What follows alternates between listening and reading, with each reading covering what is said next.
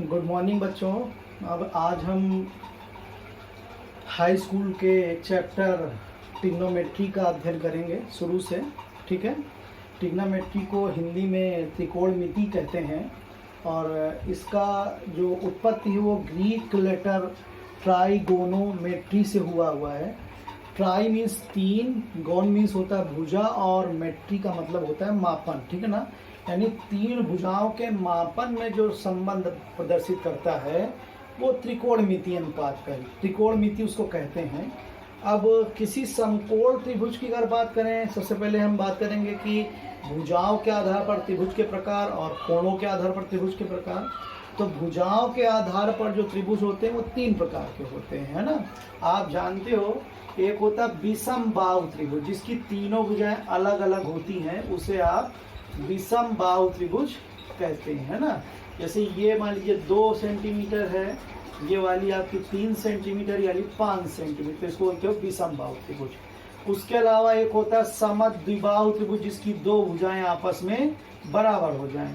जैसे कि ये ABC त्रिभुज है, इसमें ये वाली 5 सेंटीमीटर है, ये वाली 5 सेंटीमीटर है, ये वाली 4 सेंटीमीटर है। ठीक है ना।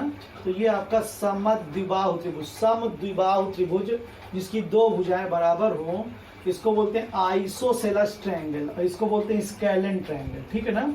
इसके बाद एक होता है समबाहु त्रिभुज, जिसकी तीनों भुजाएं बराबर हो जाएं, उसको समबाहु त्रिभुज बोलते हैं। जैसे ABC एक त्रिभुज है, इसकी प्रत्येक भुजा जो है वो 4 सेंटीमीटर की है, तो इसको समबाहु त्रिभुज बोलते हैं।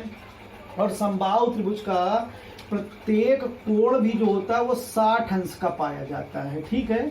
त्रिभुज के तीनों कोणों का योग जो होता है वो 180 अंश होता है, लेकिन समबाहु त्रिभुज एक खास बात कि तीनों भुजाएं बराबर होती हैं और प्रत्येक कोण 60 अंश का होता है। ये आपका भुजाओं के आधार पर त्रिभुजों का प्रकार आया, लेकिन हमें यहाँ पर कोणों के आधार पर भी त्रिभुजों के प्रकार पता होने चाहिए।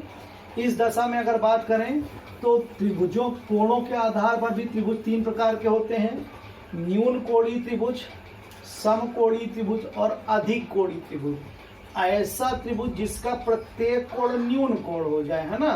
कि जैसे ABC एक त्रिभुज है, ये कोण मान लीजिए 40 अंश का था, ये वाला इसका 60 अंश का है और ये वाला 80 अंश का है, तो ये न्यून कोणीय त्रिभुज हुआ। इसका प्रत्येक कोण जो है वो न्यून कोण है, कोई भी कोण आपका 90 या उससे अधिक नहीं है, तो ये न्यून कोणीय त्रिभुज हो गया। अब अधिक कोणीय त्रिभुज क्या होता है? जिसका एक कोण अधिक कोण हो जाए उसको अधिक कोणीय त्रिभुज कहते हैं। जैसे ये त्रिभुज ABC मैंने बनाया है, इसमें ये वाला कोण 120 अंश मान लीजिए आप, है ना।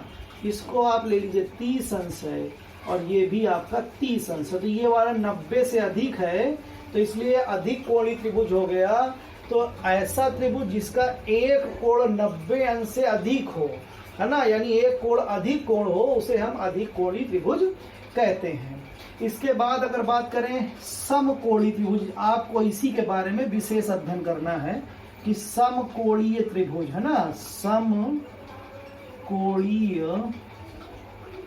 त्रिभुज, इसकी ही आपको चर्चा करनी है यहाँ पे। तो ऐसा त्रिभुज जिसका एक कोण 90 अंश का होता है उसे हम समकोणीय त्रिभुज कहते हैं।